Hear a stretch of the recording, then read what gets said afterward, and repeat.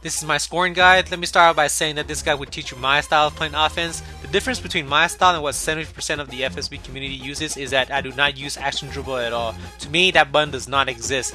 My own personal experience has led me to dislike action dribble.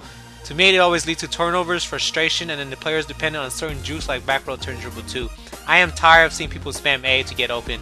So how do you score without spamming that button? You have to rely on mind games and kuji, or however you say that word. To me, this is much easier than spamming A, but you might disagree. In order for my style to work, you will also need to play with a team of people that knows what they're doing. If you play with a bunch of beginners, then you will suffer. My style will require a lot of passing back, movement without the ball, and fast shooting. Before we begin, if you don't know how to cookie, stop watching this video right now and go learn it. You will not be able to play like this without mastering it.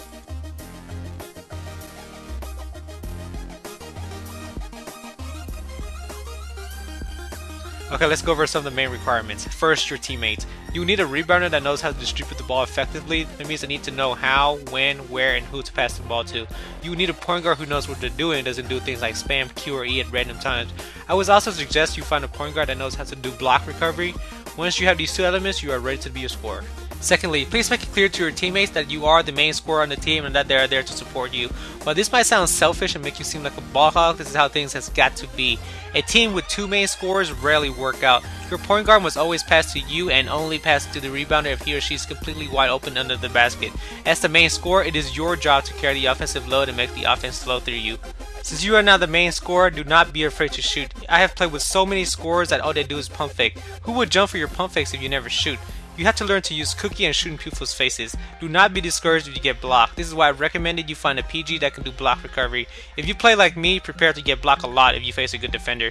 You just have to let it not get to you and keep on going. Another mistake I see a lot of people do is they tend to stand still after taking a shot thinking it's either going to go in, or if it misses, the rebounder will get the ball back. Ever think about what would happen if the shot missed and your rebounder didn't get the ball back? That's right, wide open shot for the other team because you stood still while the other person got open. This is why after you shoot the ball, immediately locate the person who you are assigned to guard and get back on defense. The key thing you must take out of this is never stand still at any point during the game. Always be on the move, whether it is to get open or to scramble back on defense.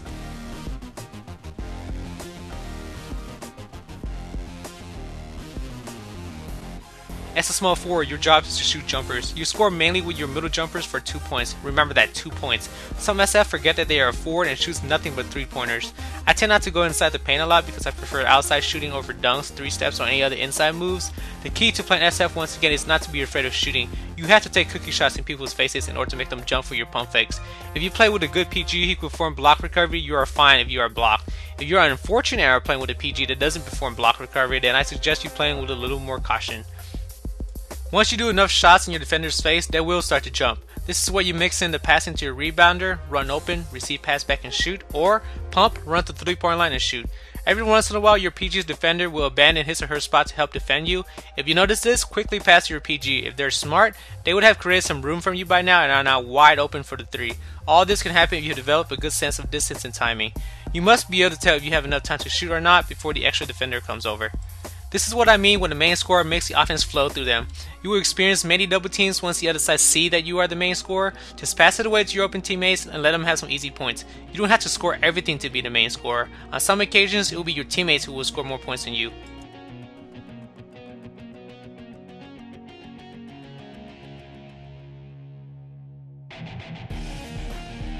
Playing shooting guard has some of the same concepts as a small forward. You still use cookie to shoot and pass the ball away when you see fit.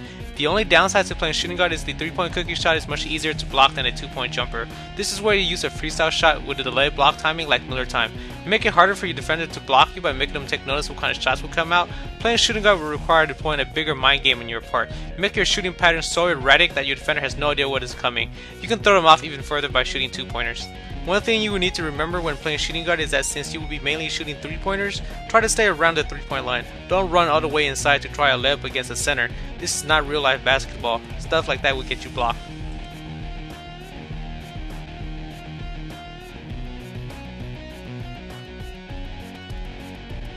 In order to play a successful mind game against your defender, you need to see how they tend to guard you. This is why I would never take the shot the first time I receive the ball. I will always pump fake first to test out my defender. If he or she jumps at my first pump fake, then most likely this is a jumpy person that would get fooled a lot. If he or she doesn't jump, then either they're really good at blocking shots or they are daring you to shoot in their face.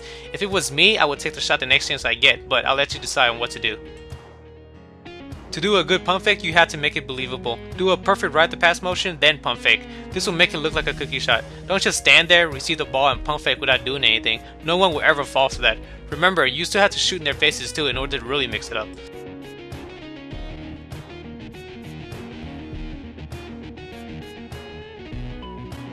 I don't know if I should even talk about how to score with a power forward because this is my worst offensive position.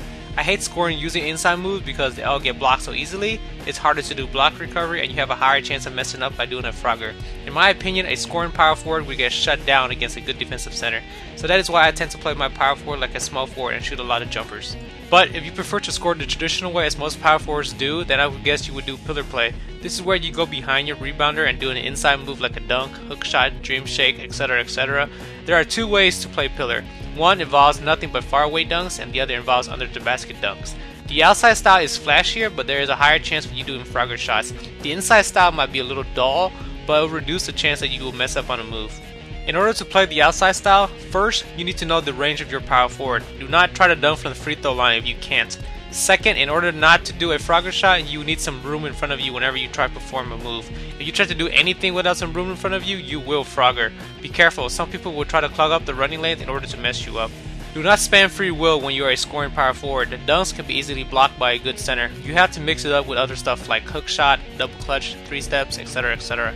You can still use cookie when playing scoring power forward. It will be harder because your range is now limited if you want to do inside moves. I would suggest you master the half circle pattern when doing cookie inside.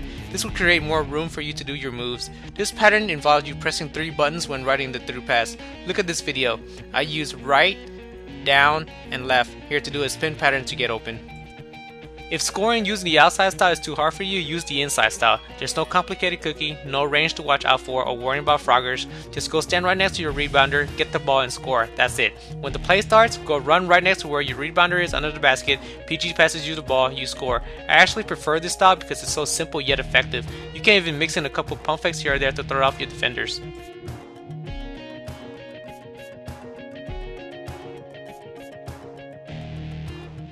An important rule that you must follow no matter what scoring position you play, it is never to dribble with the ball for more than 2 seconds. If you cannot get open in 2 seconds, pass the ball away and try again. The other team has a higher chance of ripping the ball from you the longer you hold it. If you are wondering why the center position is not included in this guide, it is because I do not score with my center. The only time my center will score points is by using tip in, tap dunk, or if I'm wide open in the paint because the other rebounder left to help out with defense. And that is it for my scoring guide. For more tutorials, please visit my site khoa.com. Thanks for listening.